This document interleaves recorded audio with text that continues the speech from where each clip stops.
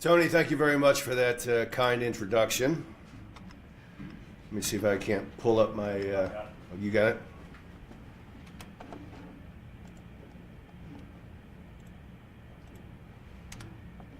Thank you.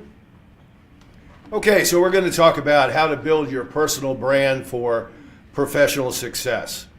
But let's start off by understanding exactly what a brand is in the world of commerce.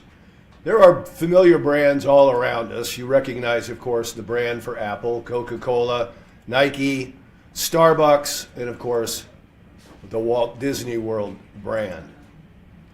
A brand is an essential truth or value of an organization, such as a university, a product, like a laptop computer, or a service, like Federal Express. And what do you think the essential truth is of the Apple brand? I'd like this to be an interactive presentation. So when you think about Apple, what are the 2 or 3 words that come to mind about the Apple brand? Innovation. Computers. Anything else? And technology. Very, very good. Okay. How about Coca-Cola? What's the essential truth of Coca-Cola? Secret recipe, absolutely. Longevity. Young and free. I'm sorry? Young and free. Young and free? Okay. Nobody has said sugar water, right? So a product or service brand is defined by promise and performance, right? Every brand makes some sort of customer promise, and the promise is either small or it's large. But a promise is not enough to establish a brand identity. There's also performance, and the performance against the promise can either be poor or it can be excellent. A brand that makes a small promise and delivers poor performance, of course, is a complete waste of money. On the other hand, a promise that's very large but it's not performing is a dud. Excuse me. A small promise but an excellent performance is a serious brand. And I'm going to show you one of those brands in a second. And of course, a big promise with excellent performance is a star brand. Now, what might be some examples of each? A small promise, I'm going to protect your credit history, against a performance where millions of credit records, thank you very much, 1 million credit records get hacked. That business is going to be lucky to be in business in a year. A large promise but poor performance, Volkswagen, right, with the emission scandal that happened last year. Right, that brand is tanking as we speak. Not a big promise, good coffee, excellent performance, right? Starbucks is a very, very strong brand. And then the granddaddy of all brands these days, of course, is Apple, right? Big promise, outstanding performance. But every brand also has a story, right? A brand can be expressed in a couple of words, but the brand story brings a brand to life. And let's take a look at the brand story around Apple.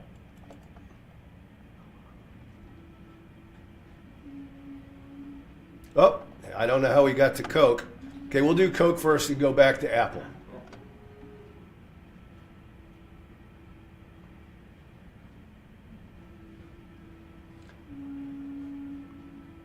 I'm looking for the volume on this. Here we go.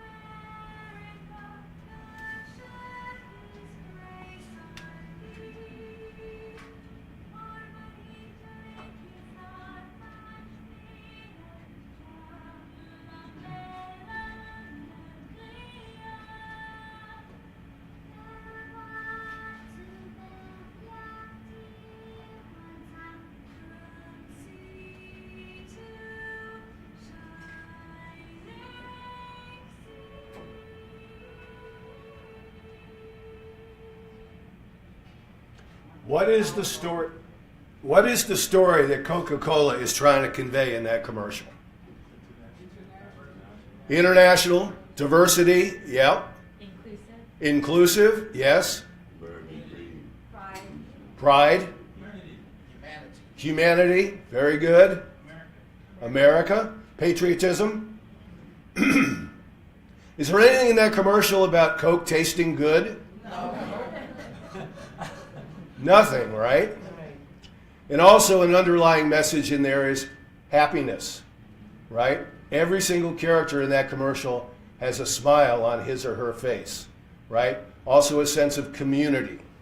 Let me see if I can go now back to the Apple story. No. Let's see if this doesn't show up for Apple. Yeah, here we go. Here's to the crazy ones, the misfits, the rebels, the troublemakers, the round pegs in the square holes, the ones who see things differently. They're not bound by rules, and they have no respect for the status quo. You can quote them, disagree with them, glorify or vilify them, but the only thing you can't do is ignore them. Because they change things. They push the human race forward. And while some may see them as the crazy ones, we see genius. Because the people who are crazy enough to think they can change the world are the ones who do.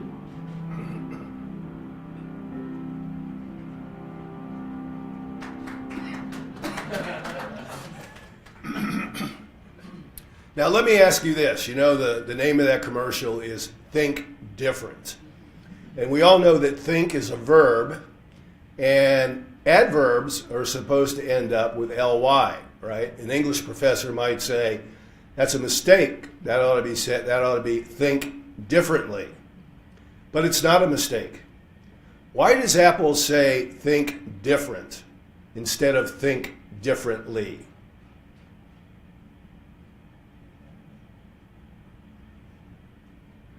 Yes. Go ahead. They want to be distinct. Yes. They want different to be the product.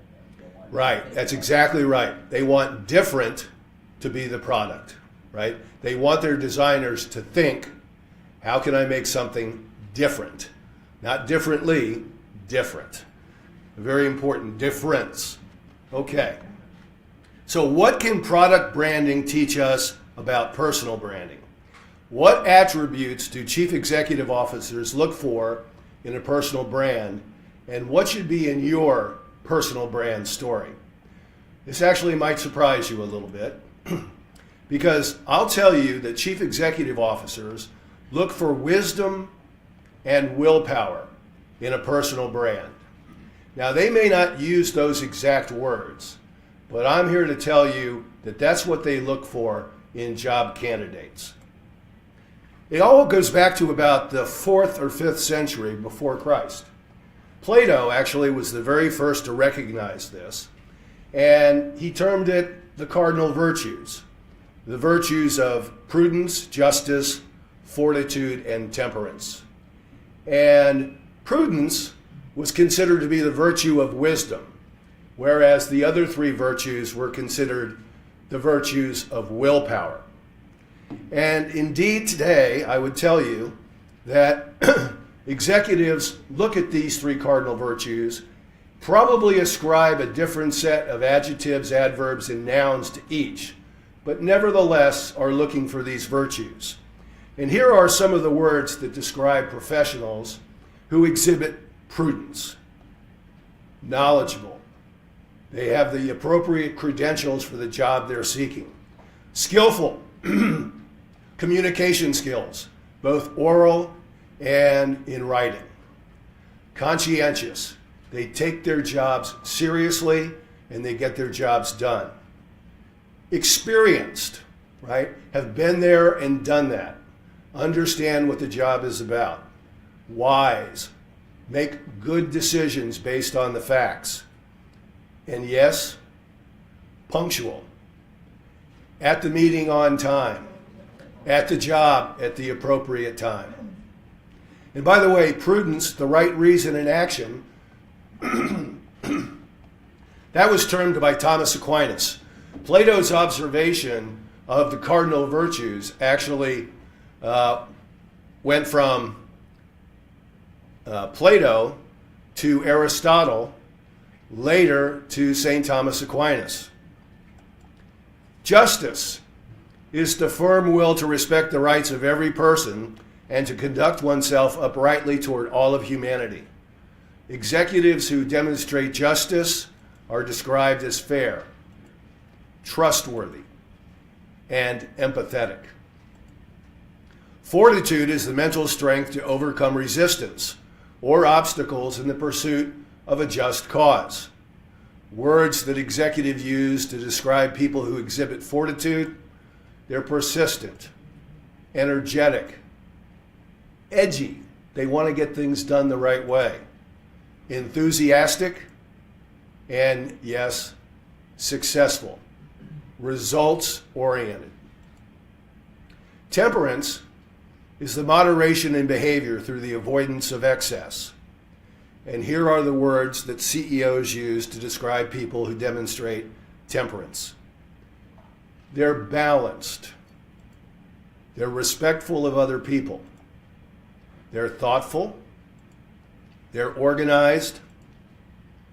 They're modest. And they're presentable. Yes, presentable. You've all heard about dress for success, right? The way that you appear to other people speaks volumes about your brand. Now, that's not to say that you always have to dress up the way that I am. It's always in the context of what your job is, right? But how you appear to other people is a very important part of your brand.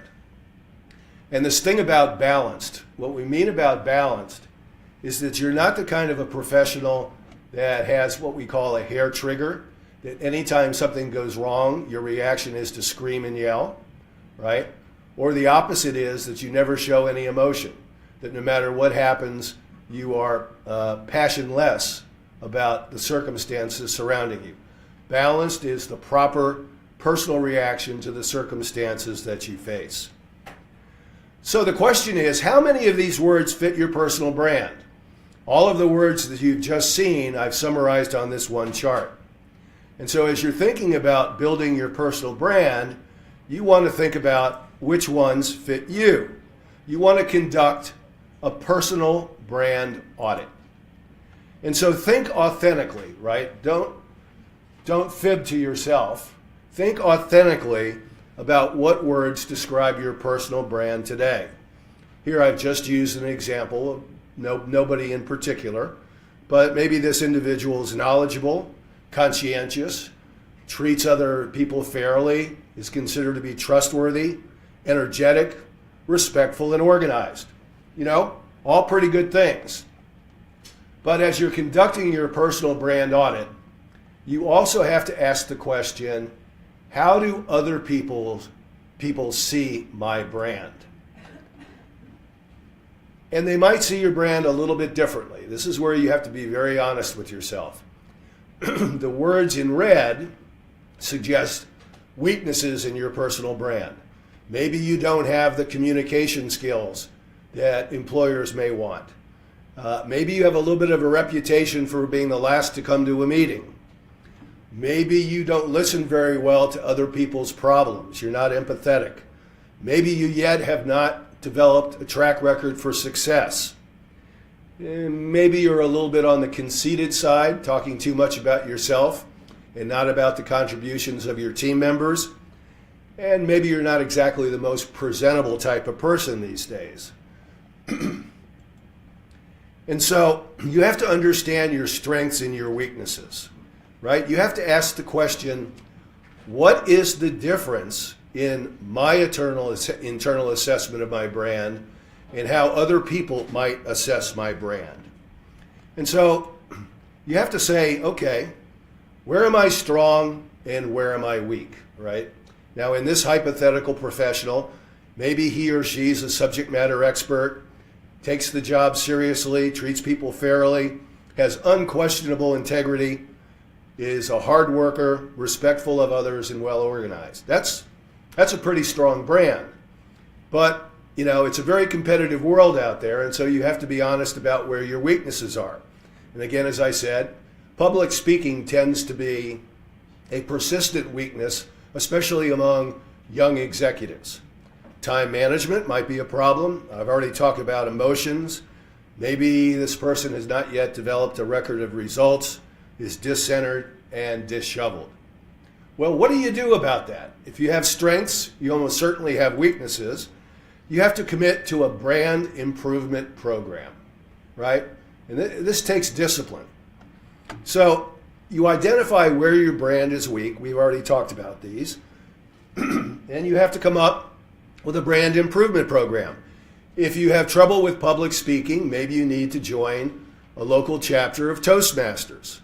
If time management's your problem, just say to yourself, I'm going to come to a meeting 5 minutes ahead of time. I'm going to get rid of this perception that I'm always late. There's a saying in the military that if you come to a meeting later than 10 minutes before it's going to start, you're late, right? Yeah. I see it all the time in academia where professors come to meetings 10 minutes late. And I always wonder why nobody says anything, because it's rude to the speaker to be coming in 10 minutes late. It's just not civil behavior. But anyway. If you have trouble with emotions, right? Work on that. Tell people when you're happy for them. Tell people when you're sad for them, right? Be more than just, a data-driven executive. Be somebody that also shows emotions. If you don't have a record of results yet, seek work that's up your power alley. Seek jobs that really get you excited to get up and come to work every day. It's really hard to develop a record of results when you're constantly in jobs that you don't like, right? It's almost impossible to go through an entire career without landing a job or two that you don't like. But where you have flexibility, work really, really hard to find a job where you're passionate. You'll develop a record of results. If you tend to be self-centered, talk less about yourself, more about your team. And if you're disheveled, learn what the appropriate dress is for the job or the industry where you're working and fix it. Okay, now, you commit to a brand improvement program. The next thing you want to do is establish a goal for your new brand identity. And so the question is, what quadrant are you in today, and what quadrant do you want to be in tomorrow? So again, as I said, my view is that CEOs and hiring managers look for both wisdom and willpower. Now, if you find yourself today with very little wisdom and no willpower, your brand is going to be, you're a loser. If you're a really smart person, you've got a lot of credentials in your field and you've got a record of making good decisions, but you've got no willpower, right? You're not empathetic to other people. You can't be counted on to be at the right place at the right time. And let's say that you have a hair trigger and your reaction to adversity is to scream and yell and blame others for the situation. You're probably going to be a loner. You're going to be an individual contributor, and people are not going to be crazy about putting you on teams. Now, if you're relatively new, you don't have a lot of experience, you're either in school or you're just out of school, or maybe you've made a career transition and you have to come up the learning curve, but you show exemplary willpower, right? You're showing fortitude. You're showing temperance, right? You're going to be a learner, and people are going to want to put you on their team, right? I will take willpower every day over yet to be developed wisdom, because you can develop wisdom with people that have willpower, right? Sometimes people that are very wise, it's a little bit difficult to develop willpower in them. But somebody that exhibits willpower, again, fortitude and temperance being on the top, right? We'll put them on a team and they'll learn. And they eventually are going to get into the upper right-hand quadrant, where you both show wisdom and willpower. And then when you show that to people, you become a leader. Then you have to communicate the story of your brand. You want to communicate the story of your brand today, and you want to draft the story of your brand 3 years from now, or if you want 5 years from now, or maybe even 10 years from now. My advice would be to draft the story of your brand today and look out about 3 years. I think 5 to 10 years is a little bit of a stretch. 3 years is an achievable goal. Say where you are today in that quadrant, right? And where do you want to be? And figure out exactly how you're going to be there. But the most important thing is, whatever your story is today and what your story is 3 years from now, be the hero of your brand, right? Write the story so that you're the hero. Your story should be equal parts reflection, aspiration, inspiration, and perspiration. Reflection, this is who I am. And this is how I got here. Aspiration. This is the connection between your passion and your education, right? Here's what I love to do. Here's what my educational credentials are. And here's how the two are put together. This is my story. Inspiration. Why do I aspire toward this passion? What is it about me that makes me passionate about going after this aspiration?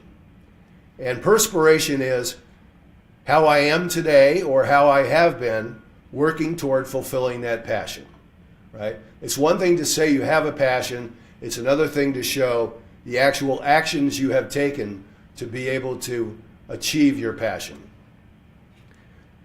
Your passion story, your branding story should also have authenticity, passion, personality, and distinction, because your audience wants to connect to you at a human level.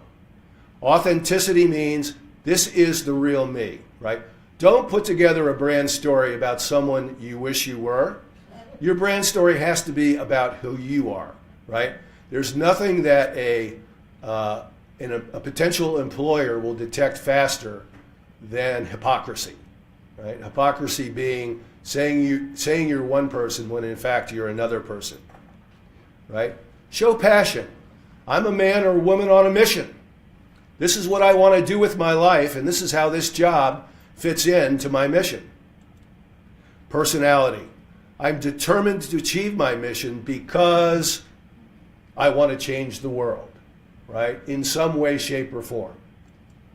And distinction. I have the strengths and or experiences that uniquely qualify me for this mission that I'm undertaking.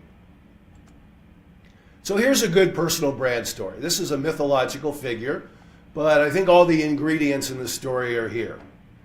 I joined the police department out of college and really enjoyed 10 years of serving in the community where I grew up. I learned a ton about handling pressure cooker situations like domestic quarrels and roadside births, right? Real life stuff. I also developed a keen respect for the personal dignity of our individual citizens, regardless of their socioeconomic circumstance. Now, with my master's degree in international affairs from Catholic University of America, I want to use my police force experience and graduate education to promote opportunity and justice in developing countries around the world. I know I can make a difference, but equally important is that I want to make a difference. Right? A very powerful brand story, right? Talks about somebody's background, talks about their real life experience, connects a passion to the education, and you feel like, what, that takes 30 seconds to read, right? A typical elevator speech. You feel like you know the person, and there's a logic to what they're trying to do. So here are some parting thoughts. Every communication and action in your life affects your brand. I've been telling people who've worked for me this for decades, right? You are always being evaluated, right? Don't think the only time you're being evaluated is when you sit down for an annual performance review, right?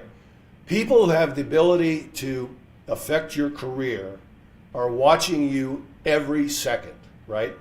When you're in a meeting, somebody is watching your body language, right? If you're not looking at the speaker, somebody's going to think he or she is disinterested. If you're slouching in your chair, somebody's going to think that you don't have a proper work-life balance, right? If you get asked a question that you're supposed to know the answer to and you don't know the answer, somebody's going to think you're not serious about your job, right? And by the way, you're being evaluated when you're not on the clock as well, right?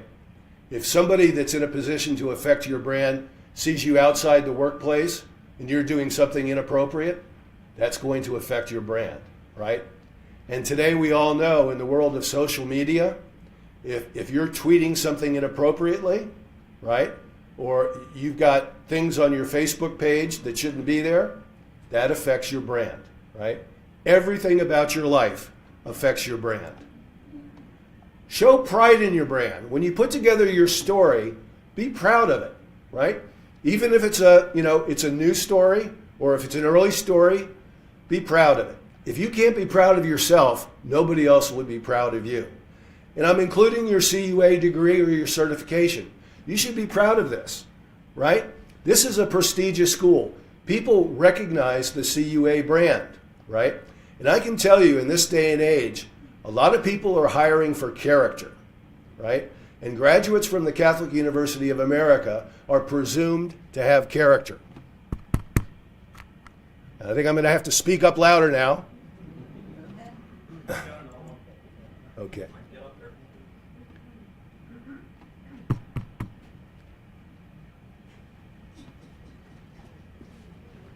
I thought Tony stole it. There's one down here. You might have to hold it near that instead of that. Okay. Okay. Yeah, here we go. Okay, ambition. It's a very, very good thing, right? I encourage everybody to have big, big ambitions. Just don't let it become bragging, right? 3 years from now, I'm going to be president of the United States. No, right? No, right? Right? This guy's not long for his job because I'm going to take it in the next couple of years, right? That's not the right way to do it, okay? And don't confuse effort with results in a job, right? I mean, it's a really, really good thing to work hard and to try hard, and you do get credit for that. But the reality in the job market is the people that advance in their careers are people that have a record of results. And so make sure that you work hard, but focus on results. Eventually you're going to be branded by the results that you can show. And don't be afraid to change your career. In this day and age, it happens all the time. I was saying before I spoke this morning, I think I've changed my career 5 times. And, the days are long gone where people go to work at the same place for 35 years and then retire and take a pension. I mean, I don't know if that company or that organization exists anymore. Now, there is a thing about job hopping. You got to be careful that you don't get branded as a job hopper, that you move on to the next opportunity the moment it presents itself, right? Because remember, when people hire you, they're investing in you. And you need to give the people who invest in you a fair return on their investment. So, don't be, changing jobs every 6 months. That's not what you want to do. But on the other hand, you shouldn't feel, shall we say, a loyalty to an organization for too long, right? Because you have every right to be able to advance in your career. And when you feel like the job that you're in is no longer providing a path for you to advance in your career, you have a personal obligation to seek work somewhere else.